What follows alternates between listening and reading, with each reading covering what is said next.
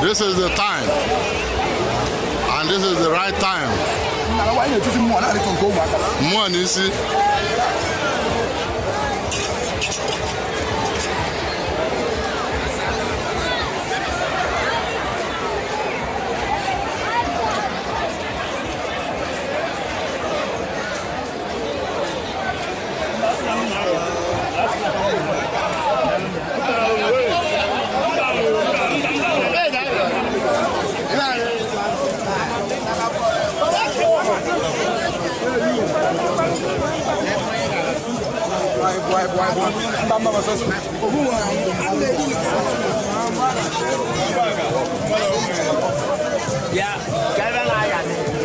Yes, another cross section of this masquerade everywhere in Ilota.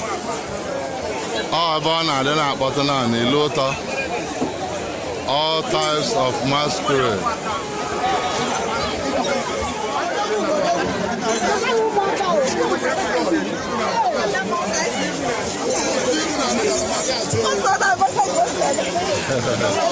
Oh no. Oh no, it happens those on Chaggy, man.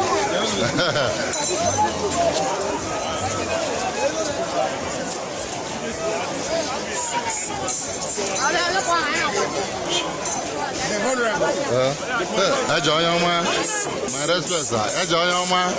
Yeah, we'll do more.